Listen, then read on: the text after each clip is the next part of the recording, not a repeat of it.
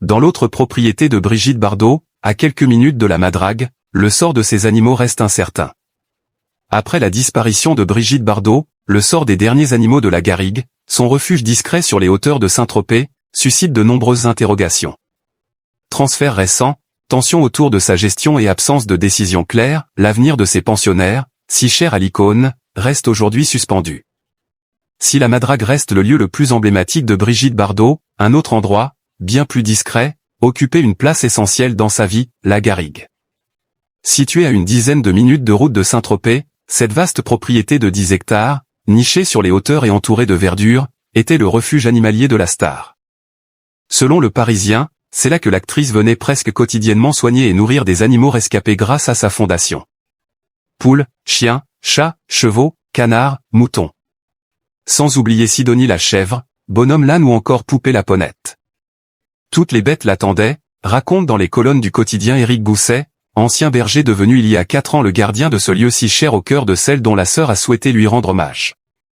Recruté par Brigitte Bardot elle-même parmi 80 candidats, il se souvient d'une femme attentive, respectueuse, qui appelait chacun de ses protégés par son prénom. Elle avait une mémoire d'éléphant, confie-t-il encore. Des transferts d'animaux et beaucoup d'incertitudes. Mais ces dernières semaines, la Garrigue a été au cœur de vives tensions. Avant même la disparition de Brigitte Bardot, une partie des animaux a été transférée par la Fondation Brigitte Bardot vers d'autres refuges. Une décision justifiée, selon un communiqué, par une défaillance du gardien de la Garrigue, constatée par des vétérinaires, ce que l'intéressé conteste fermement. Aujourd'hui, d'après ce dernier, il reste 9 moutons, 4 cochons vietnamiens, 4 chiens et une quinzaine de chats contre une soixantaine de bêtes auparavant.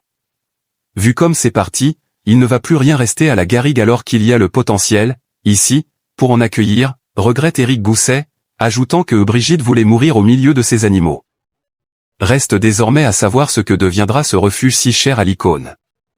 Sollicité par Le Parisien, Bruno Jacquelin, directeur de la presse et des relations publiques de la Fondation Brigitte Bardot, se veut prudent, c'est franchement prématuré, rien n'est décidé. Derrière le portail blanc fermé de la Garrigue, l'avenir des derniers pensionnaires à 4 pattes demeure, lui aussi, suspendu.